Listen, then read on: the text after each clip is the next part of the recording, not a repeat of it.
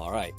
Hey, Fearless Schools podcast listeners, knock, knock. Who's there? It's you. Yes, and you should feel great about the choice that you're making right now. The thrilling choice to download, upload, front load, or back load this Fearless Schools podcast and sharpen your educational leadership acumen. It's true. And knock, knock.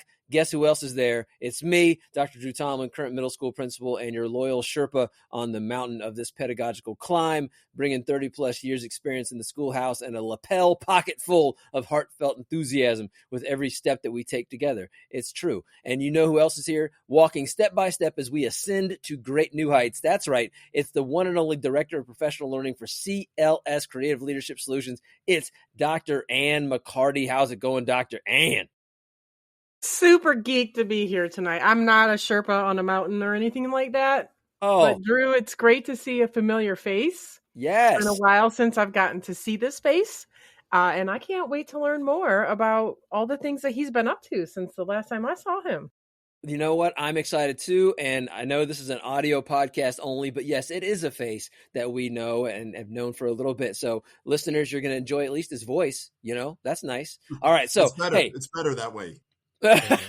And there it is, a sneak peek already, because today's Fearless Schools podcast is going to have a voice, and it's packed with goodness, learning, leadership, and vitamins T and B, because we're going to get educationally healthy with someone that we've known and whose work we've known for more than just a little bit. Listen, let's get started by learning a thing or two about this dude, right? He's a nationally recognized leader in all things education. He is the Chief Executive Officer of We Empower LLC, retired superintendent of Princeton City Schools in Ohio, and executive director of High Aims. His work focuses on coaching, consulting, and leadership development for educational and corporate leaders, helping them foster collaboration, align goals with vision, and create lasting cultural change. Woo! With over 3 decades of experience, he even guided one of Ohio's most diverse districts to a 4-star rating and top 20 ranking in student growth. A multiple award-winning educator. Not just one award, multiple. His accolades include the Innovative Superintendent Award, Workforce Champion Award, recognition in the Ohio 500 list of influential executives, NASSP Ohio Middle Principal of the Year, and Ohio Educator of the Year. And if that's not enough, his impact has been honored with city and community proclamations in Hamilton County and Sharonville, Ohio, known as Tom Burton Days. Oh my gosh, one and only. Keep your hands inside the ride at all times. It is Mr. Tom Burton. How's it going, Tom? That guy, holy mackerel. Yeah. Listen, holy mackerel indeed. If we're going to bring a fish to the Fearless Schools podcast, it is going to be a holy mackerel. It ain't going to be some little goldfish or guppy. Oh, man. Tom, thanks so much for being here. We really appreciate it, man. Well, thank you. I'm thrilled to be here and honored to have been asked to partake in this great podcast. Goodness gracious, thank you so much. And with all the work that you've done and continue to do and all those accolades, listen, we got to know, what is the food that keeps you going? What's your go-to, that sustains you in educational challenge or triumph? It's funny because full disclosure, right? So Drew did a great job of priming me and said, hey, here's some questions we may be asking you. So I'm like, what's your go-to food? So I'm going to get deep right off the get-go and say this, that there is no one food, like there's no one method of being able to reach our beautiful students that we serve each day. So I think it all depends, right? So in times of challenge, sometimes there's no food. There's just, water, and, you're so busy on the grind that sometimes we forget to add a little sustenance in our life. But I would say, I try to eat healthy in times of triumph, like many people. Maybe I go a little bit carb, a little bit pizza, maybe. All right. Yes, here we go. Yeah. That is ringing like superintendent superfood pizza. Oh my goodness. So I say it's a lot. And Ann just said, superintendent food. So what I always try to do is superintendent. I know we're going to get to a lot of this stuff, but when it came to food, when there was times of trouble, challenge, or triumph, I went out in the community and I ate at local restaurants, especially in times of challenge. Okay. Because I never wanted to shy away and have people say that I was buried in my office. So Ah, sometimes that would take me to the world-renowned Already Cafe. It may already take me cafe. to a little bit of Skyline Chili in Cincinnati, or Blue Ash Chili, which is Cincinnati. amazing too, Okay, or okay. the world famous, and you cannot, there's no shade on the Blue Goose. The Blue Goose has great food too, so try to get out and about. So no particular one go-to food, like there's Yeah, no one go-to methodology that's going to reach each student each day, as we need to meet them their way. yeah, yeah. And you already went there, That like would you be said. Burger King. You. Oh, the Whopper. Oh my goodness. Oh, this is awesome. I love already we're digressing. So in some of these keynotes I do branding. And like I talk about what's in a brand and like what's your Mm-hmm. personal brand, what's the brand of the district, your classroom, your building, all that. And so I say, when you think of have it your way, what do you think about? And people say, well, Burger King. And I'm like, is it really? And like if we think of the motto or the old song, the jingle, hold the Yeah. pickles, hold the lettuce, special orders, don't Mm-hmm. upset us, right? So when you think about it, that's a great metaphor for what we do each and every day as we differentiate instruction to meet the needs of each student. When you think about I'm loving it, you don't think about McDonald's. You think Mm. about your classroom, your building, your district, because that's what we want students to feel as they leave. The ultimate driving machine, no, the ultimate education happens in the school district where parents send their children. And most especially when you think about you're in good hands with, not all state, you're in good hands with the teachers, the support staff, the administrators in the district. Yeah. So sorry, that No. was a huge digression, No. but I had to It's go there. no. It's not a digression, and we're gonna come back to that about the importance of branding and messaging and stuff like that. But what your answer was, when you said you went in times of challenge, you went to a local restaurant because you didn't want people to think that you were buried inside your office. I think that's an important message for school leaders in their schoolhouses. Like, you can't retreat to the confines of your office. You got to get out there and lead with your feet. Like, how important is that in terms of school change and school innovation, about getting out there, whether it's into your local school or as a superintendent into your local community, not just when times are good, but when times are challenging? How important is that? You already kind of went there. Yeah. I think Drew and Ann, it's absolutely critical, and quite frankly, it is easy to run to the confines of what we feel comfortable.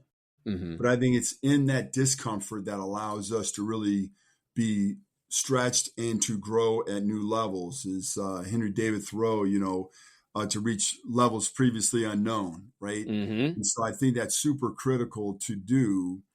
Not always easy though. So I live in the Princeton City School District. So there's no Princeton as a town. We're made up of 2 cities, 4 villages, parts of 3 counties, parts of 4 townships. There's all this stuff.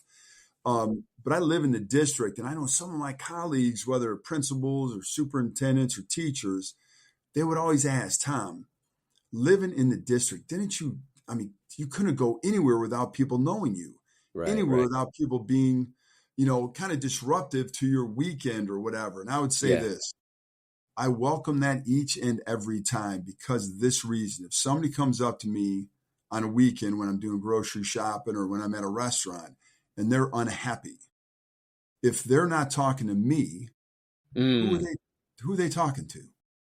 Yeah. They're probably talking to people that may be sympathetic to them. And who's that person going to talk to? It's like that old Clairol commercial, which Drew, if you've seen him, he doesn't need that. But the old shampoo, and they told 2 people who told 2 people, and so on and so on and so on. Yeah. So I always welcomed that. And I feel like being out and about, the only way to kind of control your narrative is to get out there. Yeah. No, absolutely right. It makes me think too about a podcast that we released recently from Ernest Clinkscale, who's a principal right here in Westerville. It said advocacy looks different to everybody. So, if a family comes in and talks to you, the superintendent, if you're at the grocery store or the restaurant or whatever, they might not say it all nice and good, but at least they're saying it to you. I think that's an excellent point, because if they're not talking to you, they're talking to somebody else.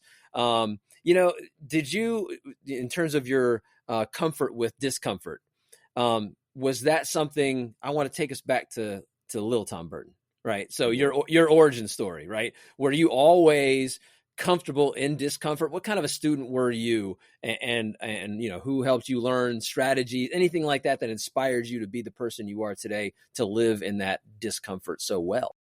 Well, this won't be a shock to anybody who knows me. I'm not that bright. No. Hey, Drew's only laughing because it's true. That's not true. Nope. Go ahead. Go for it. So no, here's the thing. Like early on, I was totally, I don't want to say misguided, because that gives the impression that people were guiding me in the wrong direction. Yeah. I was recalcitrant. Ooh, see, I don't even, you got to spell that word out. See, I don't know what that word means. Jeez. Self-proclaimed not smart person busts out a multi-syllabic busts word. out recalcitrant. Yeah, so I was certainly mischievous. I did a lot of things wrong. I knew better, but I chose a path of doing a lot of things I shouldn't have done. So the only reason why I graduated from the great Cleveland Heights High School, which, by the way, of all the accolades that I've ever received, the coolest one that I ever received was being inducted into the Distinguished Alumni Hall of Fame at Cleveland Heights High School. Nice. Which, by the way, I was there this last weekend because someone I nominated got in, which is awesome. Nancy Schwartz-Katz, who definitely is so crazy deserving. She's amazing. And another one of my classmates got in. I didn't even know that, which was incredible too. But here's the thing. The only reason why I graduated is because of sports. Because I knew I had to be eligible to play. Gotcha. And, I tell these stories. Like, I think, when I ran into people last week, it wasn't a weekend, actually. It was a Wednesday, Thursday that I was there. But it was fascinating because I think people have a very, I don't think their memory is very accurate when it comes to my acumen being an athlete. I think they remember differently than I do. I don't remember being all that good, but I talked about being good when I was a kid. Okay. So I think that realization that I always wanted to be more and do more, but couldn't. And I would talk about it, and people would call me on my BS. I should have learned then, but I didn't. It was like Richard Mann, who's my cross-country coach, who talked about running up the hills is one thing. Getting to the top of the hill is one thing. That's not accomplishment. It's what you do after you get on the top of the hill that matters. So like the push off the hill, everyone, like, you get to the top of the hill, like, woof, I made it. Well, okay, then what?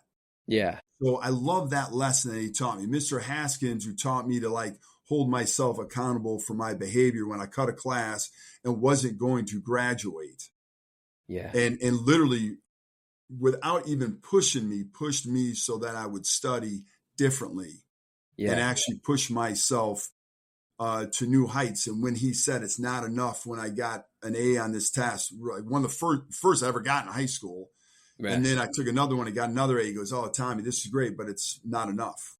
And at that time, you could fold. I could have folded. Yeah. Or else I could push through. And so the lesson of pushing off the hill, or basketball coach Jim Capoletti, who's a legend, who really was like, he was way more than a coach. Like, I saw the way he treated people as people, which is, anymore is, as we know in our society, is kind of rare, unfortunately, no matter which side of the aisle you're on. Yeah. It seems like, we're not embracing each other as people. And then Paul Ernst, who was my baseball coach, who literally valued diversity at the highest level that I've seen, and really welcomed people no matter what they looked like, what they believed in. Those are lessons that really stand by me to this day. But my parents were the ones that really kind of helped me open up a little bit to being different. So my mom was super compassionate, really pushed me differently all the time. And when I screwed up and she ignored me, it destroyed my world. I would follow her around like a little puppy dog. I just wanted to hear her say something to me. And unfortunately, I have a lot of experience of that, because I messed up a bit. Yeah. And then my dad, who made me pay for college because I screwed up so much. And I was so upset that my sister, who, by the way, got all A's in high school. Oh, sister, come on. Did not have to pay. And I thought it was so unfair and unjust that just because I graduated, I had to pay. I mean, I should have been able to get everything, but I had turned down scholarships and all that stuff just because academically. So the type of student I was not one I'm proud of now, but one I think kind of shaped my experiences. Yeah, yeah. I mean, everybody's journey is different, and gosh, tip of the cap for finding yourself and all of that. Isn't that kind of the point, right? Like, no matter what your journey is, you found out who you are. That message of accountability and ownership just rings true. And I love the metaphor too of from your cross country coach of when you get to the top of the hill, like that's not the point. Like the point is what you do after that. So how do those early experiences as a student influence what you do now, when you're talking to school leaders now, when you're talking to student leaders now? How does that influence your work today? Yeah, it's interesting. I was encouraged a long time ago not to tell my story. Okay. And here's I'm right, Ann, right? If you would see Ann right now, she's looking at me with chagrin. Yes. What is the matter with you? So now it would matter with me, but this person said, Tom, don't share the story because this is what people are going to think. High school kids are going to think it's okay that they screw around because they too can reach, great levels of success or whatever. That's his words, not mine. And I said, I think it's important for people to understand that all the journeys that people take are all different. And mistakes, as long as you learn from them, are not actually mistakes. Right. They're learning experiences. So I think that when you look at, my messaging with kids, I'm super vulnerable. Mm-hmm. For instance, today I was down in DeKalb County, Georgia. Oh, yeah. Good old DeKalb. Yep. I had 60 students in a room, awesome, from 5 high schools. It was incredible. It was a third leadership session. And when I left the last time, the kids were talking about how excited they were that I got them Chick-fil-A. And they're like, oh, what are we going to eat the next time? And I said, what do you want? The kids are like, we want Cane's, we want pizza, we want that. I said, forget that. I'm getting you Chipotle. The place erupted. It was nuts. I mean, I was signing autographs after. It was crazy. Not really autographs. Yeah. So there are a lot of moving parts that I had since I left there, and quite frankly, lost sight of it. So I talked to the administrative assistant who said, oh, hey, we're going to get food this time. Don't worry about it. I'm like, awesome. One less thing I have to worry about. And when the kids were doing this Mentimeter survey today, when I just quick check in, how you feeling? Yeah. About a third of them said hungry. So I said, well, what are you guys most excited about lunch? And in unison, they're like, Chipotle. It was great. By the way, Chipotle is sponsoring this podcast. No, I'm just kidding. They're not. They should, though. Come on. That's this right. is like 30 seconds. We're talking about Chipotle. Exactly. Coupons for everybody after the show. Exactly. So I owned it. I said, hey, I messed up. Hey. And this is, not only did it mess up, but this is what I'm going to do to resolve it so the very next time it does not happen. So I explained to them the process. So I think that sense of vulnerability could only have come from the fact that I was, so misdirected. And I'd run away from it. I was blatantly lying about some performance that I had that everybody would know that. But I was longing for something. And I never, I don't know what the heck I was longing for. But I feel like I probably wasn't necessarily longing for it. I think I was running away from the accountability early on because it was just easier to do that. And because of that, I refuse to not take accountability now. Wow. And all from a talk about lunch, that's a great example of, I think educational leaders, should, because like John Dewey said, we don't learn from learning itself. We learn from the reflection of what we've experienced. So I think in that but if you have to have that in yourself, your mirrors have to be really sharp, right? In order to do deep reflection, because anybody can, say, oh, I'm going to do Chipotle, but then not do Chipotle and go, whatever. But the fact that like you took it back to, wow, this was something I should have been more accountable at. And you had the vulnerability to say, man, I should have did something different. So that takes me to this next question, right? So your definition of leadership, has it changed over the years? And if so, how has it changed? Like, did you start as an educational leader one way and thought leadership was something, and then it's kind of evolved over the years? I'm sure it has. So many people have said this, and it's not about me, it's about we and all that stuff. But, I'm going to be super vulnerable here. Early on, I got caught in the gears. I actually believed the fact that because people saw me as a good teacher, I'd be a good assistant principal.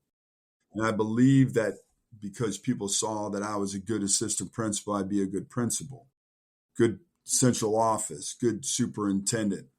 What a pile of garbage that is, right? And we do this all the time. We're like, hey, you're great. You get great results. You love what you do. You're a great teacher. So let's screw you up and put you in administration. Okay. And we're actually, wait a second, but we're not actually going to give you a raise. How about that? You're going to work longer for less money per day.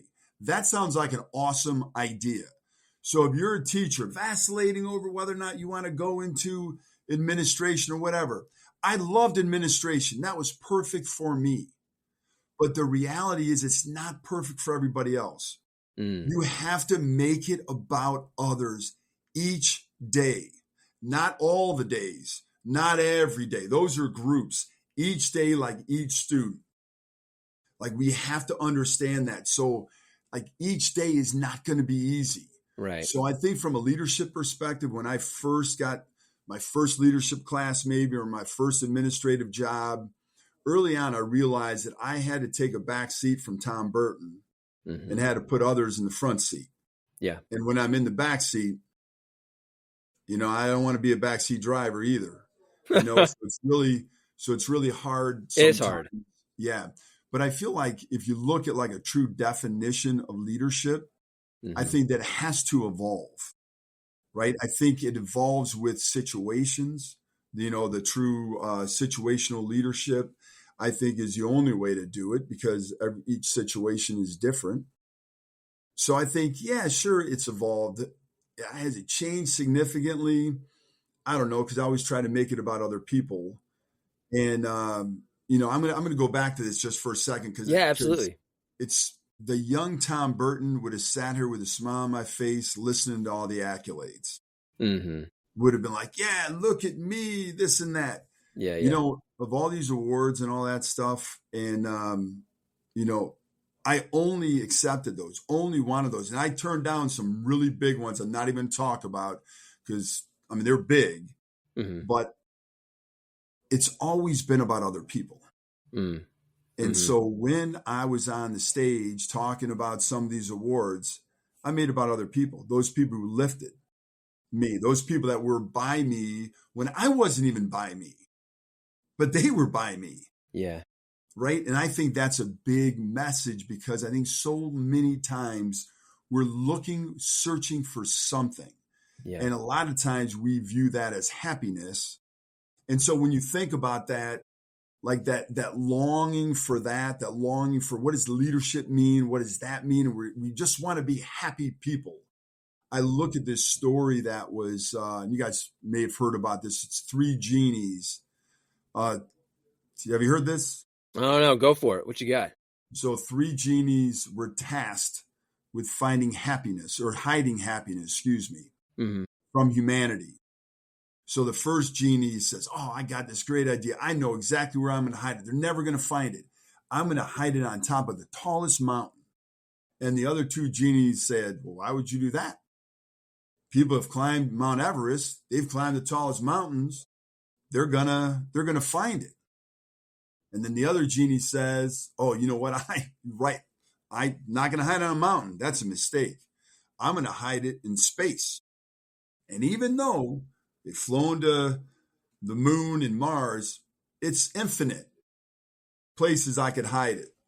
But then realize that actually, man, you can't count out humankind with inventions and being able to push the limits of space and so forth. And the other genie was thinking and said, I got it. I got a place where no one's going to find it. I'm going to hide it inside people. Because people are so worried about other people. They're worried about finding happiness outside. They don't realize that true happiness is found inside. Yeah. And I think, man, that's such a profound little story that, and I've told, I just started really kind of telling that, but I think that that's such a kind of a mic drop a lot of times because we're always longing for something.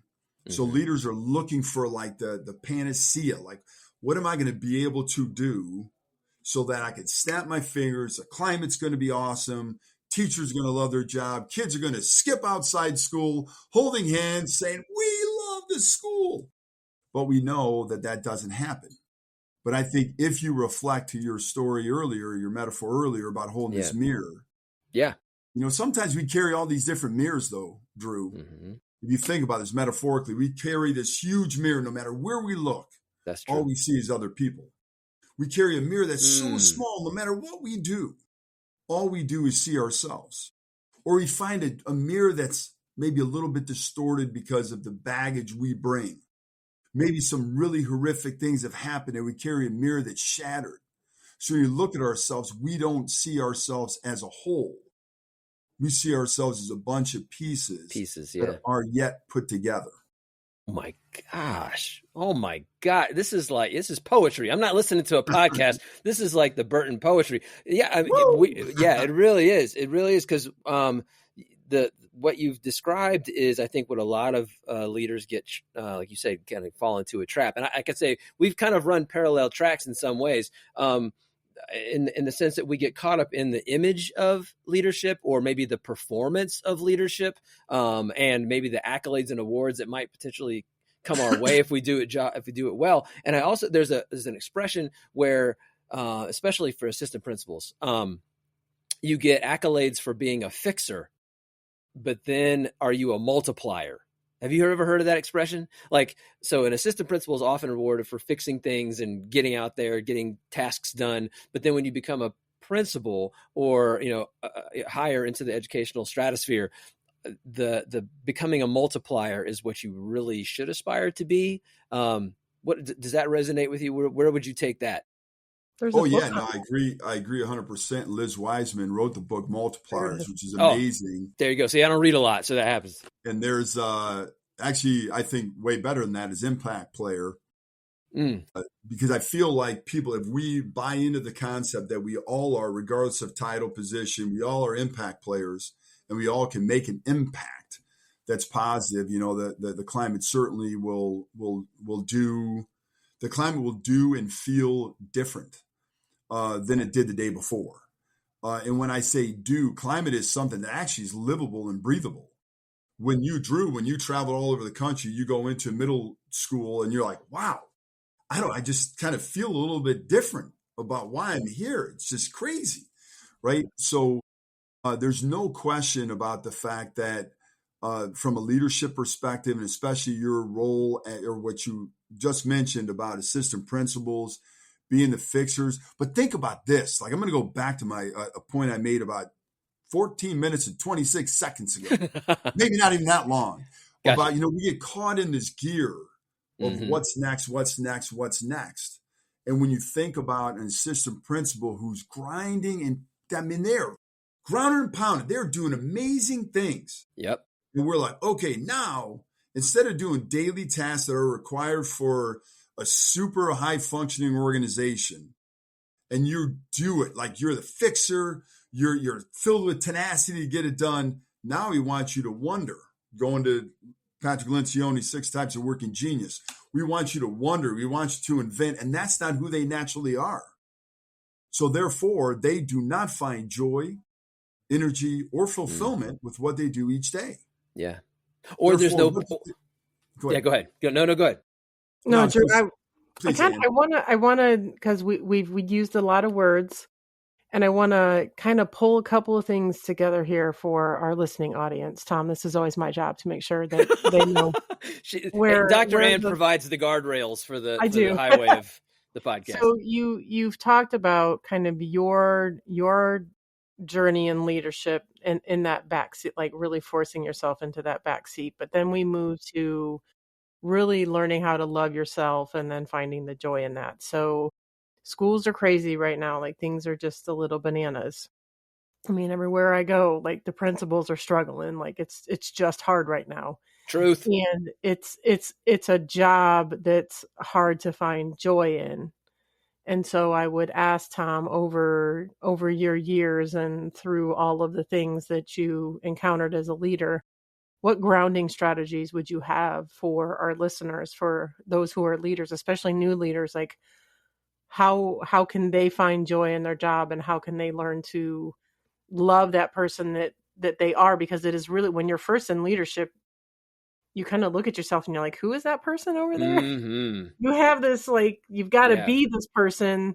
And sometimes you're like, I'm not sure I like that person. Mm-hmm. But it does, as you grow as a leader, you do figure out like, okay, I've got to love who I am, and I've got to find joy in this. So what concrete steps do you have for our listeners for those couple of things? Because those are really big things that you talked about. Well, thanks, Ann, for bringing us back to the podcast. Yeah, thanks, Dr. Well, Ann. Drew and I, we can go to Missouri. We can go to Oklahoma. We'll come back to the podcast sometime. We're staying in the Fearless Schools area here. Yeah. So I'm going to answer that 2 different ways. I hope I remember the second point. The first one is, during COVID, I think that superintendents, while trying to do the right thing or whatever, but I'd be on these calls and it was whining. We whined. We talked about the problem. We admired the problem. We were like, oh, the COVID is never going away, or it's going away, or yes, or let's talk about it. And the people who run the meetings, well-intending, would come out and say, your job is so hard. Life is so unfair and this and that. Well, guess what? Every single person is going through the same thing. COVID didn't just hit one person. It hit everybody. And in this sense, everybody's okay to say. And I think that you couldn't run away from it. So therefore, you need to embrace it. So what does that actually look like? That looks like you're going to focus on solutions. That's what you're going to focus on. If you sit there and you wallow in self-pity, well, you're going to stay in mud. You're just going to be in the quagmire, and you're never going to be able to get out. So I feel like that's one of the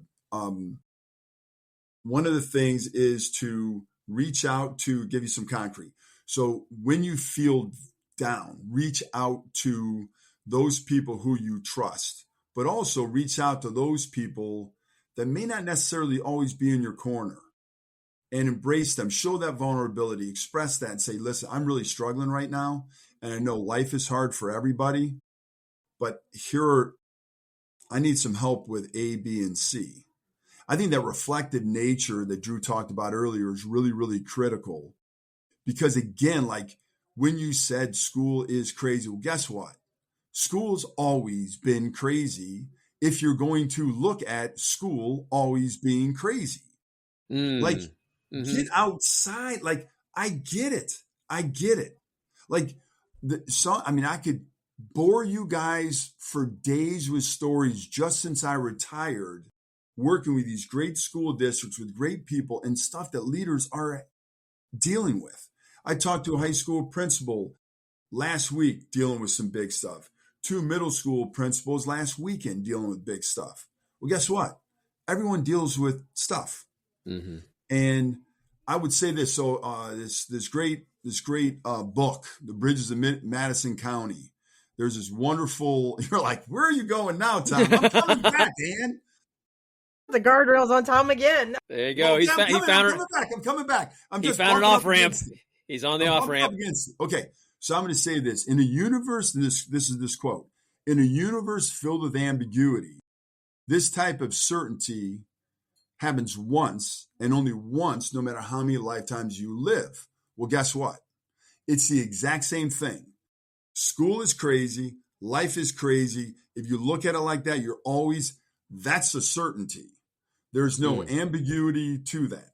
So if you just embrace that, and if you could find time to write down, to journal. I did not do that, folks. I was terrible. I've given advice over and over and over again. At the end of each day, write down 3 funny things. Write down, 3 funny things, 2 things you're really proud of, and 1 thing you would change. All it takes is 2 minutes. Come on, you got to do it. And I never did it. I shouldn't say I never did it. My last year as superintendent, I journaled for the first 90 days. So August 1 until end of October, I journaled. And then I fell off because I made all the excuses in the world. So I feel some concrete things are to reach out for people who you trust and reach out for people that may not necessarily be in your corner, because at that time when you're struggling the most, that vulnerability literally will help set you free. Yeah. And then to really dig down into leadership in and of itself, we focus a lot on trying to improve things.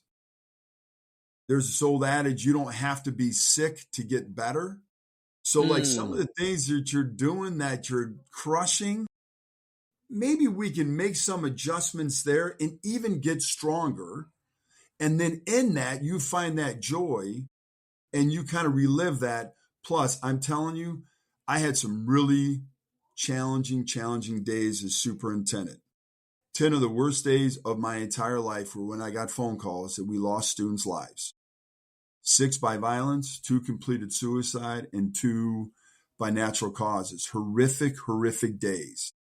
At that time, it would have been super easy to stay in my office. And trust me, I had time in my office shedding a lot of tears.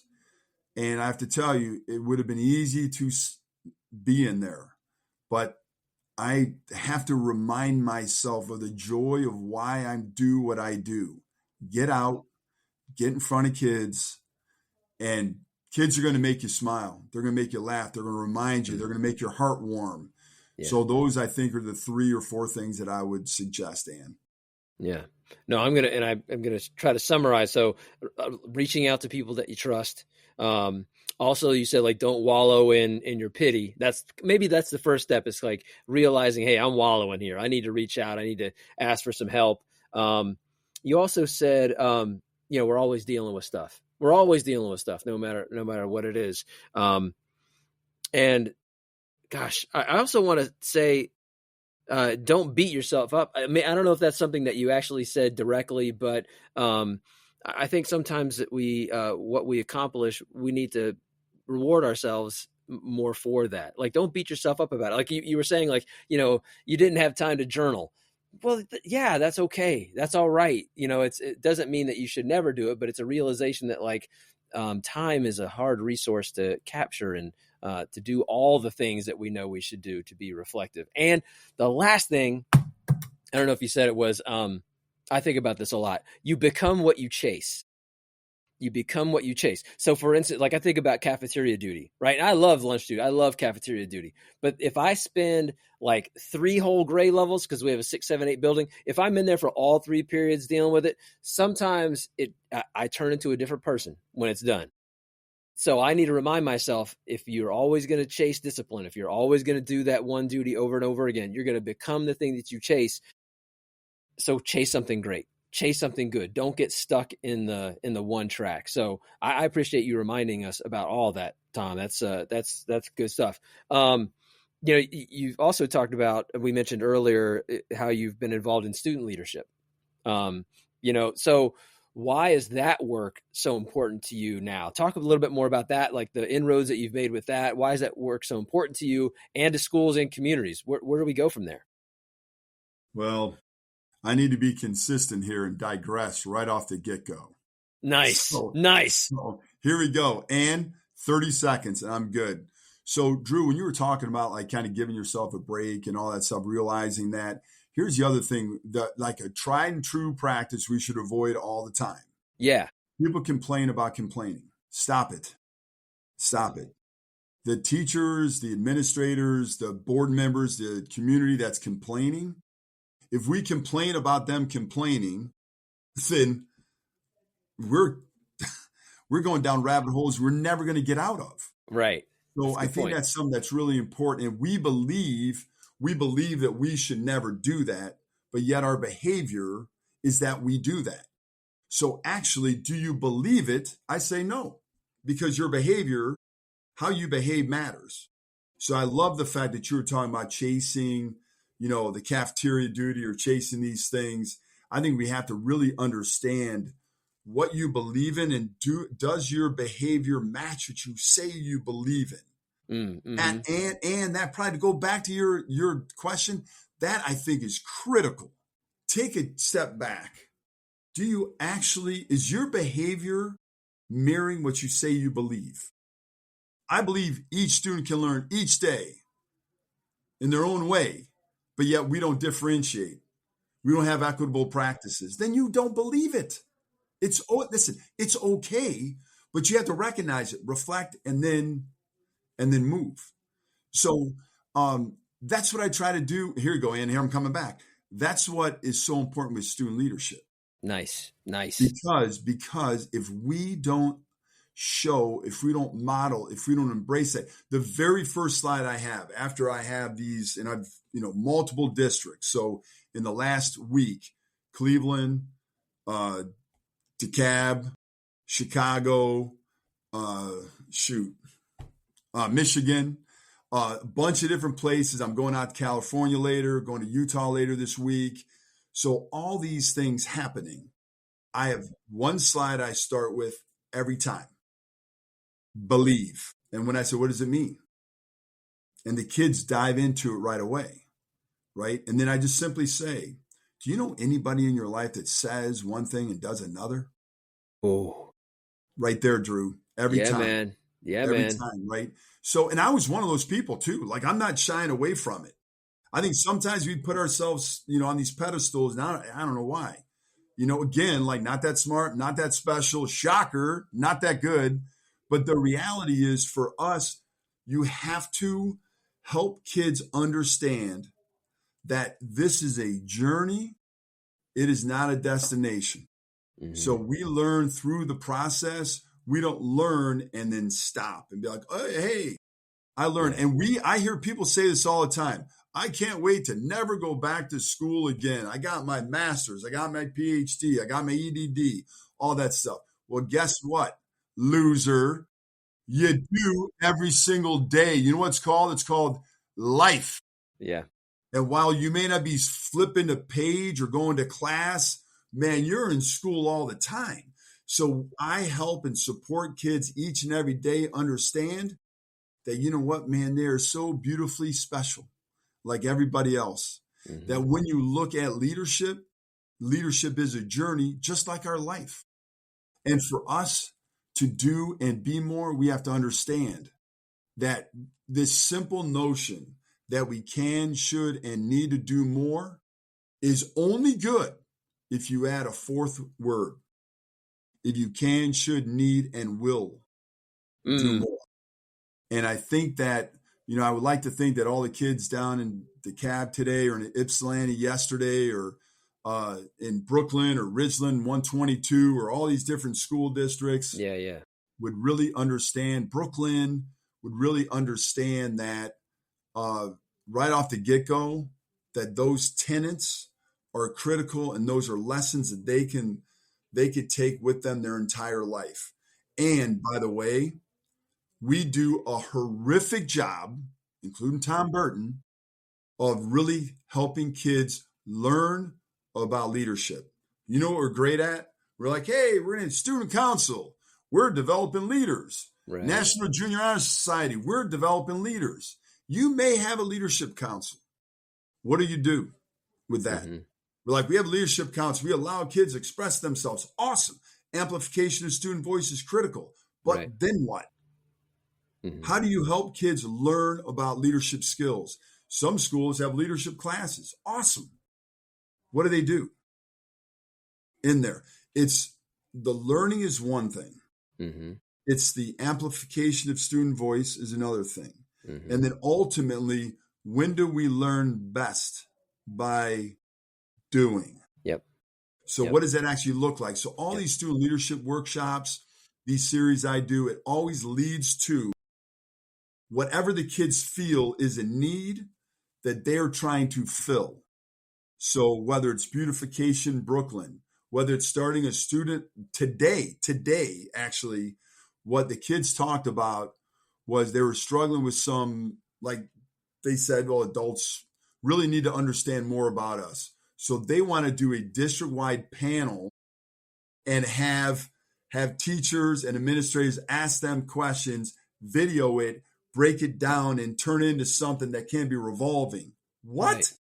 I didn't come up with that today. I wasn't even thinking that. I was thinking they were going to do like, helping senior citizens. Right. Which is awesome. That's great. But that right there, that's something that could change the entire district. Other people want to do student conferences for students, by students, student leadership conferences for students, by students. So they invite in district, a grade level, 2 grade levels. They go and they learn from students about leadership. What? Yeah. Come on. 90%, we know, right? When you teach, you remember 90%. Yeah. I mean, it goes back to your cross-country metaphor too. It's not enough to have leadership. Leadership is, hey, you've made it to the top of the mountain, but that's not enough. That's not enough. What are you going to do now that you're there? You've learned how to be a leader. Now, how are you going to apply that to a situation? So, listen, your superpowers are evident, right? You're an educational superhero. Your passion is palpable and unflappable and not recalcitrant. There you go. So what is one, if you had to boil it down, what's one Tom Burton superpower that helps you do the work that you do? And then on the flip side of that, what is a kryptonite that challenges the work that you do on a daily basis, that kind of goes, oh, that sticks that gravel in your craw? Like, come on. Well, not surprisingly, gang. Sorry. I'm going to Hawaii right now. Henry David Thoreau, who I couldn't even pronounce his name in 11th grade, never wanted to read Walden or Civil Disobedience, never knew he wrote a book called Faith in His Seed, Landscape by Design, blah, blah, blah. But he had this beautiful quote: "It's not enough to be busy. Answer busy. It's what you're busy about." And I love that. So I feel like if there is a superpower, man, I do believe that my energy, people have been telling me my entire life, Tom, you got to slow down. You're going to burn yourself out. Well, guess what? I'm 60 years old and it's not happening. You know what I'm going to burn out? I'm going to burn out when I die. Mm-hmm. Now, real talk though, in a short period of time, I gave 12 keynotes. I had 4 leadership sessions. I had 8 coaching sessions in 11 days. You know what my back said when I got out of the car? I'm shutting you down. Now, I did coaching sessions laying on my back. I did all kinds of presentation work on my back. I had great energy. I was just reminded that, I'm not invincible. Right. So I think my superpower is that energy, that can-do attitude, that understanding that being busy is one thing, but what you're busy about is what truly matters. That's nice. And I think that would be it. I think the kryptonite is the fact that there's a limited time that you have. And sometimes I'm in the hourglass, the old dial up, sometimes, I get paralyzed by my thoughts sometimes. Mm-hmm. I feel as if I could do more. And then I'm like, well, I should do this. And like, I'll start and then I'll like get distracted, shocker. Like everybody here is like, right. Of course, you're going all over the place.